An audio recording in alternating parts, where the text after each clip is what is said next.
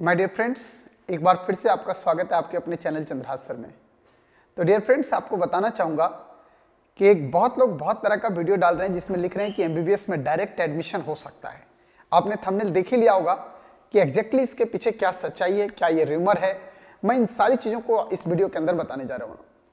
अगर मैं आपको बताऊँ कि एडमिशन डायरेक्ट एमबीबीएस में हो सकता है तो मेरे तरफ से एक वर्ड में है, ऐसा बिल्कुल नहीं है।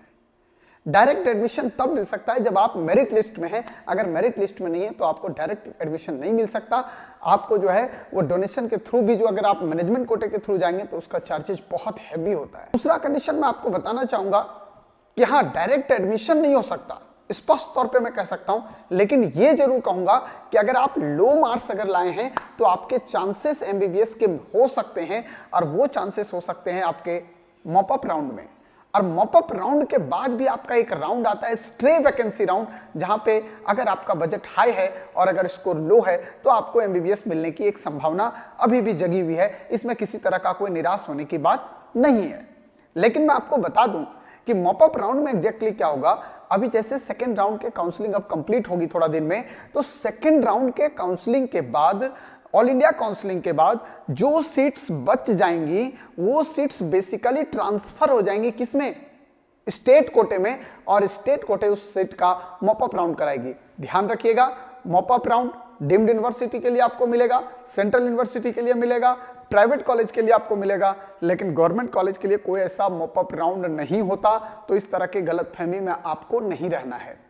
अब दूसरी बात आपको बताना चाहूंगा कि जब कॉलेज के पास, जब आपको स्टेट गवर्नमेंट के पास सीट ट्रांसफर हो जाती है तब आप मॉपअप राउंड में जा सकते हैं। लेकिन मॉपअप राउंड का जो कंडीशन है वो आपको बता दूं कि अगर आपने फर्स्ट राउंड में काउंसलिंग करवा ली है, अगर आपने सेकंड राउंड में, आपको फर्स्ट राउंड में सीट अलाउट नहीं हुआ, इसके बाद आप सेकंड में गए, वहां भी सीट नहीं अलाउट हुआ, और आपने अगर रजिस्ट्रेशन करा रखा है तो निश्चित तौर पर आप मॉपअप राउंड के लिए एलिजिबल हो, मतलब आप इजिली मॉपअप राउंड में जा सकते हो। उसके लिए आपको किसी तरह का कोई फ्रेश रजिस्ट्रेशन कराने की जरूरत नहीं है।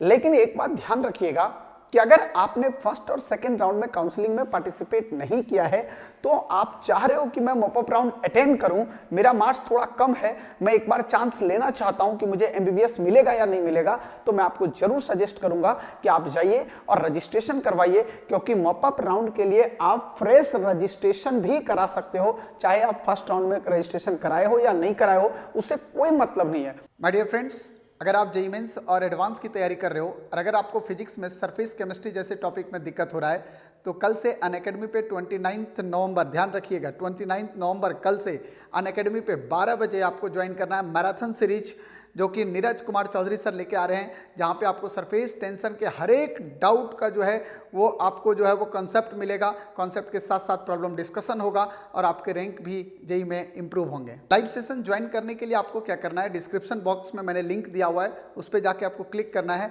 और क्लिक करके उसको डाउनलोड करना है। तो आप अगर चाहते हो तो आप फ्रेश रजिस्ट्रेशन भी मॉपअप राउंड के लिए करवा सकते हो।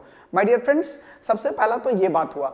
दूसरी बात क्या है, जैसे आप प्राइवेट कॉलेज की बात अगर करते हो या डिम्ड की बात करते हो, अगर प्राइवेट कॉलेजेस में सीट खाली बच जाते हैं, मैं बोल रहा हूं अगर प्राइवेट कॉलेजेस में सीट खाली बच जाते हैं, जो कि संभावना हो सकती है या डिम्ड में, इसलिए ऐसा बोल रहा हूं।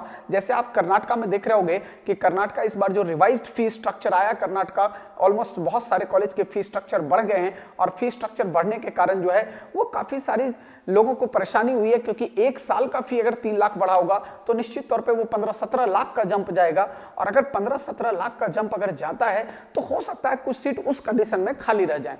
तो बेसिकली जो सीट्स मॉपअप राउंड में भी खाली रह जाएंगे वो सीट ट्रांसफर कर दिए जाते हैं इंडिविजुअल कॉलेज को, ताकि इंडिविजुअल कॉलेज उसकी काउंसलिंग कराए, जिसे हम लोग बोलते हैं स्ट्रे वैकेंसी राउंड, या इसको बोलते हैं कॉलेज लेवल काउंसलिंग।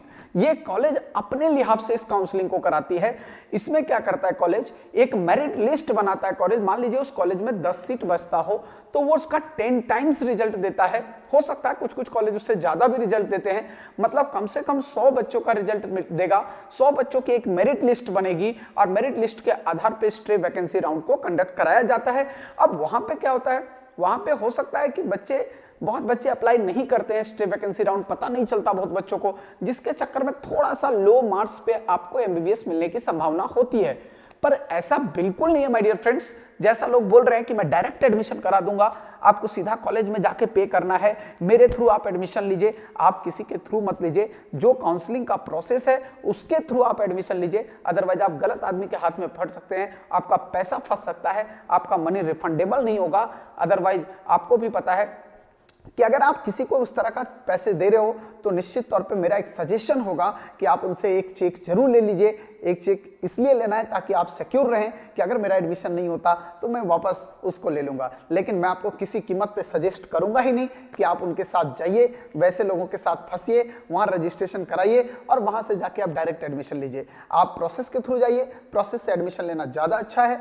और प्राइवेट कॉलेजेस की अगर मैं बात करूं तो जैसा आप देखना अभी सेकेंड राउंड की जब काउंसलिंग होगी पूरी, तो मैं आपको विश्वास दिला रहा हूं कि कुछ स्टेट के प्राइवेट कॉलेज जैसे महाराष्ट्र में भी होगा, केरला में कुछ प्राइवेट कॉलेज होंगे, इसके अलावा उत्तराखंड के जो प्राइवेट कॉलेजेस होंगे यहाँ पे कट ऑफ काफी नीचे जाने की संभावना हो सकती है। जिस तरह से फर्स्ट राउंड का कट ऑफ रहा है उसके रिस्पेक्ट में सेकेंड राउंड के बाद मैपअप राउंड के लिए जो है वो इन प्राइवेट कॉलेजेस के कट ऑफ काफी गिरने की संभावना है। तो यहाँ पे अगर आपका जेब बोलता है, अगर आपका पॉकेट बोलता है कि मैं इतना पे कर सकता हूं, अगर आपके पास एक्स्ट्रा मनी है तो आप ऐसे कॉलेज के लिए विचार कर सकते हो और ऐसे कॉलेज में जाके आप एडमिशन ले सकते हो जहां पे कम फीस स्ट्रक्चर में, लोवेस्ट फीस स्ट्रक्चर में आप एमबीबीएस कर सकते हो।